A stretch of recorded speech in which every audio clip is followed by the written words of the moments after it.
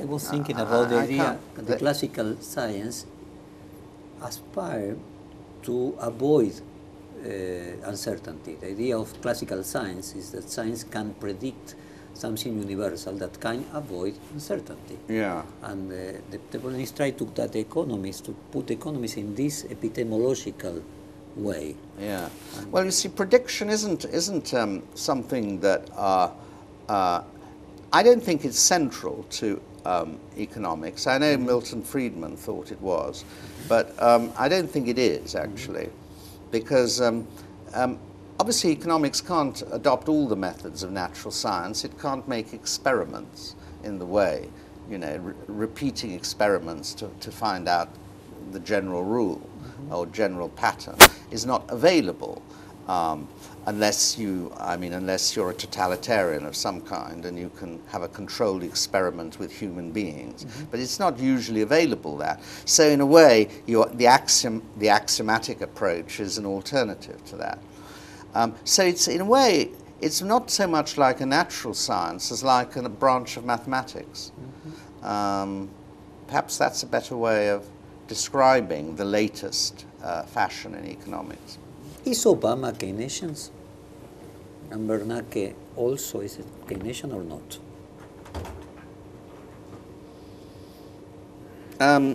Is Obama Keynesian? No. I don't think he understands economics. I think his instincts are fairly Keynesian. That you were speaking at the beginning of the interview. Yeah, The instinct is I think Keynesian, his instincts are but pretty no Keynesian. more than the instinct. But there's intellectual conviction is lacking because he's not in a position to assess the validity of different kinds of arguments. Very few politicians are conviction intellectuals or intellectuals by conviction. Obama has said he wants to continue the stimulus. He would like to. He has talked about setting up an infrastructure bank. He'd like to. But that's very far from having an intellectual or even political conviction that it's necessary. Now, he might develop the political conviction. One of the phrases I've used in the past is he's got to decide whether he's Hoover or Roosevelt. And that might come up in the next test for that will be the next election. Ben Bernanke is a monetarist Keynesian.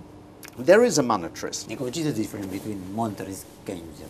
Yeah, well, you know, I think a lot of that debate is a family quarrel. Actually, I think now there's some perfectly reasonable reconciliation. When I say that Bernanke is a monetarist Keynesian, I mean he's a Keynesian of the era of Keynes's thinking of the 1920s, before the general theory, when Keynes thought that monetary policy would be sufficient to control both the price level and the level of activity in the economy. And fiscal policy wasn't necessary. And I think Bernanke is a Keynesian in that sense. He thinks that you can, by quantitative easing, by printing money, you can get as much stimulus as you need to recovery. And he has printed a lot of money in two big waves. I think Keynes came to the conclusion that monetary policy wasn't enough, because the important thing for recovery, according to Keynes, was not printing money but spending it. And printing money doesn't ensure that you spend it. If I give you some money now, you have a choice. Either you can spend it or you cannot spend it.